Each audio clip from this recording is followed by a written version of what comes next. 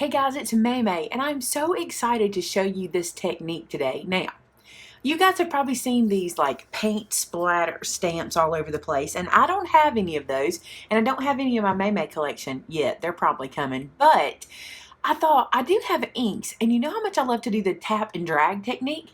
I thought I would try it. My issue has been I don't love it with the square pads. I've tried it with the little mini square pads, and I don't like the shapes I get, but we have started carrying these dudes, and I love the shape of these Memento Dewdrops, and I bet a lot of you have these in your stash, and this makes this background. I'm so excited. I'm going to make this card with you today just like this, and then I'm going to do a second one and just see how it goes with a different one, because this is the only way I've ever tried it, but I love how that turned out. So let's do that.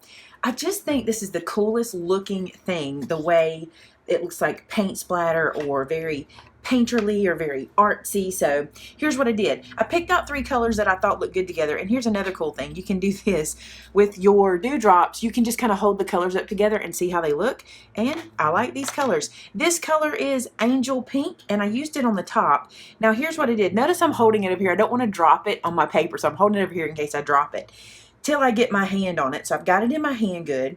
I'm going to find where I want my first stripe to start, and once I press it down, I want to keep it pressed down, pull and lift toward the end. So that's the technique. Ready? Press down, pull, and lift. And see how we get this kind of drag? And it looks like nothing right now. It doesn't look great. It doesn't like anything. But just watch when we add the other colors. So now I've got the blue, and I will sit down, drag, and pull. Do not worry. Just wait till the card is complete. And then sit down, drag, and pull. Look at that. Now, again, it just looks like ink splattered on our page, but watch what happens when we add some stamps over it. This is the dandelion from my Sorry stamp set. That's the name of this one. So funny, we were like, maybe we should have not called it the Sorry set, but that's what it is. So I'm going to take this dandelion, and I'm going to stamp it in some VersaFine black right over the top. Just let that sit and let that ink transfer. And so look at the difference. Now it looks like a sunsetty background, right? I also have taken the sentiment sorry for your loss and loaded it up on one block. And so I will stamp that there at the bottom. And then I like these little, they're like little petals of the dandelion. Look at my finger where I've been inking. I told y'all this week I have been playing in ink. So I love to take this guy and just kind of sling him around like someone has blown on the dandelion and it's flying off of it. Now here's the thing about this stamp. I want you to be careful and don't press too hard. If you press too hard, you flatten it out. We've talked about this a little bit before, and you get a smeary looking dandelion petal, and this way it doesn't. Look how that came together. You would think that was like a mess up, right? You would think, oh, she messed that up with the ink, but it looks so awesome. How cool, right? I think it's cool. All right, now let's add some foam tape. I want to show you this too, my new favorite thing. Take your pokey tool, grab one of those guys, and you're able to put your foam tape exactly where you want it by doing this. I love this. I don't know how this happened. I was doing something and I was like, I'm going to use my pokey tool to pick it up. And sure enough, it works perfectly. So no more fussing with foam squares. So there we go. Now I already have a card base cut for this one, and it's the same pink. I told you we're going to make the very same card to start with. So I'm going to peel these little backers off. And here's another tip. If you do this, you can just flip those little guys off, take your pokey tool and slide them away, and then you can just grab them off your work surface and toss them in the trash. You can tell I've been doing a lot of working, right? I've been learning new things and finding easier ways to do things. So, oh, that one stuck to me. That's all right. That's easy too. Pick this card base up, or this card front up, and put it onto our base. Just like that. And then on the inside, I have another stamp. This is from a different stamp set. This one is from, don't remember, guys. I think it's from the Be Still set, but I could be wrong. If you guys know, leave it in the comments. I think it's from Be Still. This one says, let not your hearts be troubled. Look at that, right in the corner. So then you have a card ready to send to someone who needs to hear from you right now. And it was so quick and easy. You saw how fast that went together.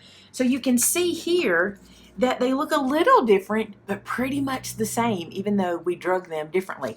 Now I want to use some different colors, a different stamp set, a different sentiment, the whole 9 yards that I have not used before. And so now I've got 3 new colors, and look how cool this is. You can kind of look at the colors and see if they match or if they're going to work together. And I really like these. You actually could change this up. Look, you could use this teal if you wanted more of a teal mixture with it, whatever you want to do. The one thing I will suggest is based on your background or based on the stamp you're going to put, be careful not to go too dark. Although that looks beautiful, if it's too dark, you won't be able to see your image on top that you stamp. So we're going to be careful about that today. And I'm going to take this first color, which is Cantaloupe, and I want to do this in more of a swirl. I'm just going to try to kind of do a curve with it. So let's just see what happens. So there's a little bit. Notice that I'm heavier here and I'm lifting up a little bit back here. So it's a little bit of a motion, but play with it. You'll figure it out. Now the orange. I like that. And then this light purple. Oops, I haven't used this one before. That's how I can tell because I haven't snapped the little closure thingy off. And, oh, I'm going to do that one again. I'm going to do that one again. And look what I was able to do. I was able to play with that 3 times to get the color I wanted. Now I'm going to use a butterfly. This one comes from my wing stamp set. And I like this butterfly. I'm going to ink it up with some onyx black. And stamp it about here, I think. And let that transfer. Good. There we go. Now I think that needs something else. Let me see what else we can put on there. From my Bee's Knees stamp set, I have this little swirly stitched trail that I'm going to put on here as well behind this butterfly, like it's kind of flying away like that. And I think I might put one above it just for movement. I don't know. I'm tempted. This is how I do it. Do y'all do like this? I like it. I'm going to do it. If I don't love it, I'll redo the card. But we're going to do it like that just for movement. And I'm going to leave that out because I'm going to use it for our sentiment. Now I'm going to grab my Mini Misty because I've worked so hard on this background. I don't want to mess up my sentiment stamping. So this is a good place to mix this in. You know, I told you before I'm going to keep using my blocks, and I am. But this is a great spot to mix this in case you don't want to mess up your backgrounds. So I'm going to take this Mini Misty, and I'll make sure you can see that in the screen. I'm going to put this down in the bottom corner. And I have these sentiments from this wing set. This one is Imagine. And I want it somewhere like this. This is the other cool thing. I can just line everything up right here. And then this one is What Can Happen When You. And see how I'm lining them up to the edge? And then this word is Dream. And I'm going to do the same thing. I'm going to line it up. It's going to stick to me. I just know it. Down here toward the edge. I like that. Now I'm just going to shut the door on the Misty and pick those up. Oh, I forgot to put my magnets down, but no worry. Watch this. Oh, it didn't pick my paper up, but if it did, I'm working in that corner, so I know I would be safe. So let's add the magnets. I'm going to take my VersaFine, and let me move this where you can see what I'm doing. I'm going to ink up that sentiment. Just like so. And then I'm just going to close the door back over onto our project and stamp that into place. I like to kind of rub it really well. Doesn't matter if you mess up, you can always redo it. Look how pretty that is. I like it. I like it so much. All right, I'm going to close this ink so I don't make a mess. Move the magnets. Take out my paper. And now we are ready to put this onto a card base. So I have this purple card base. I think it will look pretty. I'm going to use some more of my foam squares here. Can you imagine what all you can do using those little dewdrops? I think the point on the ink pad helps this technique to be a little more free-flowing, a little more loose. Where when we use the squares, if you've never seen my video before where I use the squares to do a faux wood grain, those squares work perfect for that. But I think that these guys, with that shape that they have, the little teardrop, I think they work much better for something like this.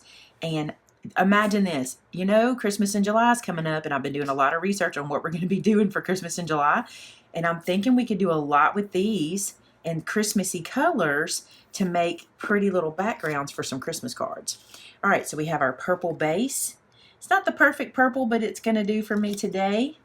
It matches all those colors pretty well. And look at there, another card with a cool image on it, with a cool background on the front.